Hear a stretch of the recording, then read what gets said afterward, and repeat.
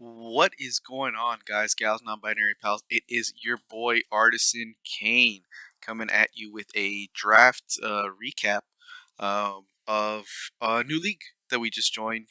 I know it's been a minute since we've done any sort of content, especially anything that has to do with Pokemon, since TPL kind of wrapped up a while back. Um, we left that league in season 3. Um, Mainly because in the industry I work in HVAC, summer's always our busiest time. So now that summer's already kind of starting to ramp down, um, I can pursue some more stuff outside of just work and coming home and being exhausted. So really excited to join here, the Sky Pillar Championship League, SPC. A lot of people that I'm familiar with, buddies from TPL, as well as some other battlers that are familiar with the format, the draft league format. So I'm really excited. There's a lot of talent in this league. So week to week, nothing's going to be easy. That's for sure. Um, so just a little bit about the league. It is 16 teams. We had a draft this morning, and it is the draft was like a point system. So different tiers cost different amount of points, and then as you go drafting, you go whittling down your point total until the end. Um, so because of that, you have to plan a little bit differently. Obviously, if you think you can get a better mon maybe later because people might be conserving points. You can kind of hold off on and see what you might be able to get later rounds depending on how points uh, were used. So that's kind of why my draft in particular looks kind of odd the way where like there's a not fully evolved mon that I got in like round 4 or 5, but then on one of my second to last or last pick was a mon that was actually in one of the higher tiers, and that was because I was like, well, I had the points for it, so I wanted to make sure that I was spreading it out evenly, getting what I wanted. And with that being said, so we had our the overall 12th pick out of the 16, and it was a snake draft. So we had got that 12, and then at the start of the second round, we were number 5, I believe. So then just kind of wheeling around and round, and with that, we'll get started here. So first up, with that first pick that I had, number 12 overall, I decided to go with Mew. And the reason behind that is kind of going to be a recurring theme in this video. I don't anticipate it being too long because I'm just going to be saying the same things over and over again. And that is unpredictability. Week to week, I wanted to have mons that I can do a bunch of different things with. And Mew, obviously, with the move pool, I can do whatever I want with it. One week, it can be a setup sweeper. The next week, it's an offensive pivot. The week after that, maybe it's just a defensive pivot, or it's just for hazard setting. There's so many different things that Mew can do that I really wanted to take advantage of it. Um, One other thing too, in going into this draft, I tried to not get mons that I've already used in the draft format. So obviously, I've used mons like Mew in like OU singles metas, this gen and previous gens, but I wanted to use mons in this format, in the draft league format that I haven't used before. So like a mon like Dracovish was actually like available at this round, right? Or at this pick. But I didn't want to go with that same thing again. Same thing for some of the other mons that I had, like Aegislash, Hydreigon. I didn't want to just try to get those same mons, even though I'm familiar with them and I've used them before. I wanted to keep, like I said, that unpredictability up. I don't want people to think I'm going to be using a set from week to week, or even see any of my previous videos and think, oh, well, he ran this one week. That might be something you can use. And then, yeah, so Mew is the best mon at that. The unpredictability. I can be, obviously, being psychic type, yeah, you get that stab boost from using those psychic moves. But I could be running the bolt, beam, fire, blast, all sorts of other stuff that makes it really unpredictable week to week. So that makes things really difficult for my opponent as well as they're trying to prep week to week against me. That's basically all I have to say about Mew. I mean, I can go on and on about the different things that you could do with it, but I want to keep that on the down low and just see week to week what we decide to do with it. Next pick, 21st overall with our second pick, we went with Corviknight. Now, Corviknight's probably the best mon out of this newest gen that came out, Gen 8. And the reason is not only does it have that fantastic typing that mons like Skarmory have, it also has things like Roost where it can keep itself alive. And so in combination with that defensive typing, it also has the stats to keep it around. Um, it's got access to a lot of great stuff. It can use some pressure to keep the to help the opponent run out of the PP if they're using moves that only have maybe 5 or 8 uses on it. It can help stall some of those out, especially if there's a mon that's like choice locked or something like that. And then obviously with that ability to have the recovery from things like Roost, um, and we can come in and out and force the opponent to make different changes that they might not like on Corviknight. Um, again, the typing is fantastic. I love. Obviously, Steel has a million resistances. The flying coverage is fantastic. It has access to things like Brave Bird, so it can hit hard when it needs to. But for the most part, yeah, this is just a very defensive mon, and probably the premier mon that came out of Gen 8. I'm very happy I was able to get it in this round.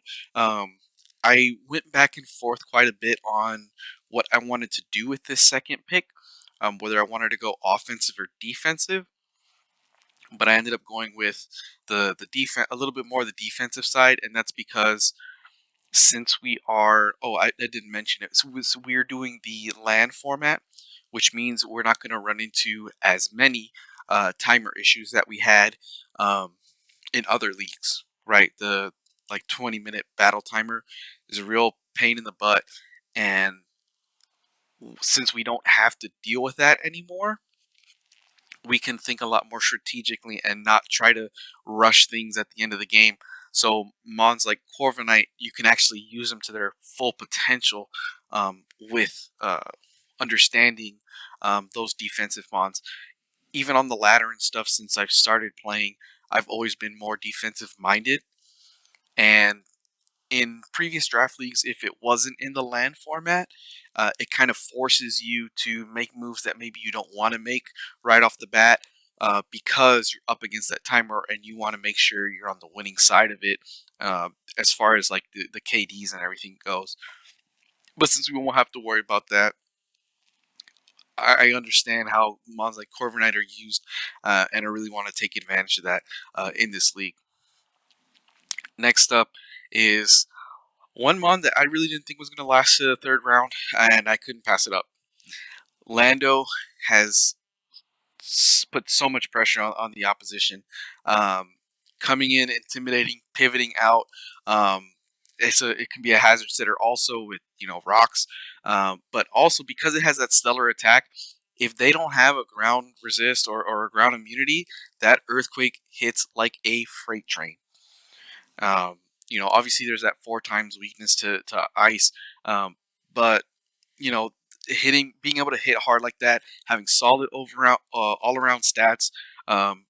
You can even use Lando defensively. You can bump up its defenses and make it bulkier to deal with, while still hitting hard. So it's a great mon.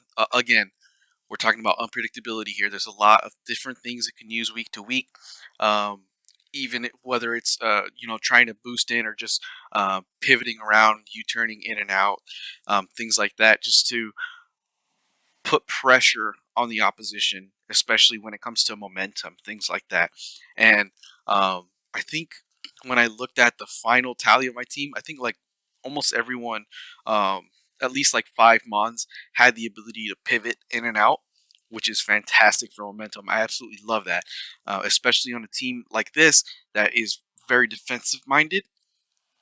It very much becomes a game of chess, right? You're trying to figure out, you're trying to force your opponent to do something that they may not want to do, while also putting yourself in a position to win and putting yourself in the best position possible. And a mod like Lando can really help accomplish that. Again, we talked about pivoting, right?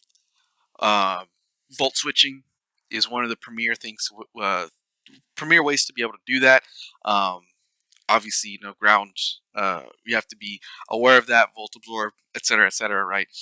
Um, but Rotom Mo, at this point in the draft, that fourth pick, um, like Rotom Wash and Rotom Heat were a very high point total in order to draft them, and which I understood. I think at this point, Rotom Wash was already off the board, anyways. Um, but so I wanted to have something that had that ability, the volt switching in and out, the pain split, all the fun stuff that Rotom does. But I didn't want to pay that top dollar for it. So I think Rotom Mo really accomplishes um, doing what I want to do. Again, it's you're talking about an offensive pivot, right? You got a lot of pressure on there where I can put Leaf Storm, T-Bolt, that kind of stuff. But I also have the ability to volt switch in and out. Um, Potential for pain split, keep yourself alive longer, um, all that kind of stuff. So, and then the other thing is the different Rotom forms. They have that same bulkiness to them. It's really just a matter of like the typing. So, I've used Rotom Wash previously, um, and I really do like that mon. But again, because Rotom Wash and Rotom Heat were a little bit more on the point side, I wanted to try to reserve some of the points and still get what I wanted. That way, further later on in the draft, I can get something that's going to be a lot more points if I conserve properly. And something like Seismitoad, also, I think Seismitoad is great in that it can do a lot of different things. Again, like a broken record, right? Saying the same thing over and over again. It can do a lot of different things, and I think there's actually mons that are better water absorbers, to be honest. Um, Better water ground mons, um, but um, the fact that it was at a lower point total allows us to kind of get what we want out of a strong water type mon. Again, with that water absorb, gives us that electric immunity. It even gives us a swift swimmer if the opponent's setting up weather, all that kind of stuff, right? So we've got a pretty bulky frog here. It can do a lot. I've seen different, all sorts of different sets can be run on it. Um, you can have choice band sets. I know Dan likes running like a sub focus punch set on it, like all sorts of crazy stuff. And again, that goes into the unpredictability of it. A bunch of different stuff on your move pool that your opponent has to be wary of when facing something like Seismitoad. Now, with our sixth pick, we went with Reboot. Now, at this point, there's still a lot on the board um, that has a lot more, or a lot more that costed a lot more, right? That were worth more points. But I wanted to make sure that when we're getting our picks that are lower point totals, like Reboot, I think was only worth like 4 points. But when we're getting something that low, we want to make sure it's something that we're actually going to use week to week. We don't just want to get, a mon that's not fully evolved and just leave it on the bench week to week. We want to have something that actually has some utility to it, that the opponent's not automatically assuming we're not going to bring it. And Reboot is a fantastic way to do it. The idea of Reboot really is from Mario, who I saw him use it a couple weeks or a couple seasons ago, maybe in TPL. Mario is a coach of the College Station Good Bowl, and seeing him use Reboot effectively really opened my eyes to. Even though this mon is not fully evolved, it still packs a punch. The Libero ability is still broken, and it can still do a huge amount. Things like Banded Sucker Punches hit like a freight train. It has, again, the ability to pivot in and out with that U-turn. And since, and again, that gives us a lot of different things we can do with it. Choice Scarf, Banded, um, even a Violite if we want a little bit more bulk on it. But giving us more of that offensive pressure is probably what I'm going to be using Reboot for. And again, that libero option is fantastic, and that's kind of what we want to go for here with Reboot with our 6th overall pick. Now, here, I really, really wanted Drapion, and a couple picks before, Drapion was off the board. So it took me a while to figure out what I really wanted to do here because I wanted a strong dark type that has utility to it. Obviously, I have other mons that have access to knockoff and things like that, um, taunt, all that fun stuff. A Alolan Persian really gives us more utility than most of the mons that I saw on the board at this point. And when I say utility, I mean, when you think of a Alolan Persian, you don't really think of anything that's putting any sort of offensive or defensive pressure on the opposition. But you think of a mon that, okay, it's gonna parting shot an opponent, it's gonna taunt an opponent and keep it from setting up on you. Um, Again, like I said, with the knockoff, a stab knockoff is fantastic. It's going to keep going to keep that utility that the rest of the team needs. That way, they can take advantage of all those different things that a Lowland Persian brings to the table. Um, I haven't used it before. I don't think at all, even in singles or anything like that, but I have seen what it can do. So it'll be fun week to week and see how we can use a Lowland Persian again to our advantage and putting more pressure on the opponent. Now, round 8. Here's a mod again. I couldn't pass up.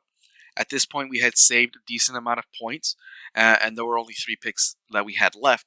So I wanted to make sure that, okay, with the points that we had, we can probably get 2 solid mons and then a lower tier mon, either a D tier or an E tier type mon.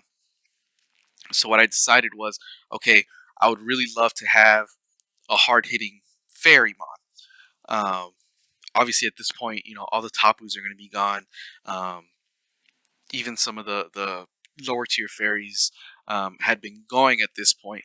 But since clefable was worth a lot of points, clefable was still on the board.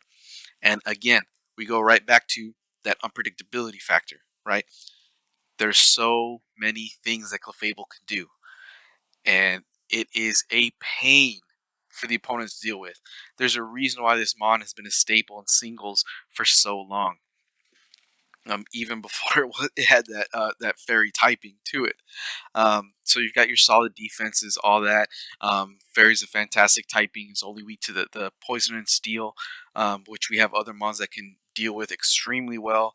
And then, with the access to its different abilities, also the unaware can come in on a mon that's trying to boost up in your face. You don't care about that. It's very difficult for setup sweepers to deal with that kind of thing. Um, so it's a fantastic mod. Moonblast hit like a freight train if you want it to, but again, if you want to be more defensive and you want to be a wish passer, things like aromatherapy, heal bell, all that kind of fun stuff, Clefable gives the team that option.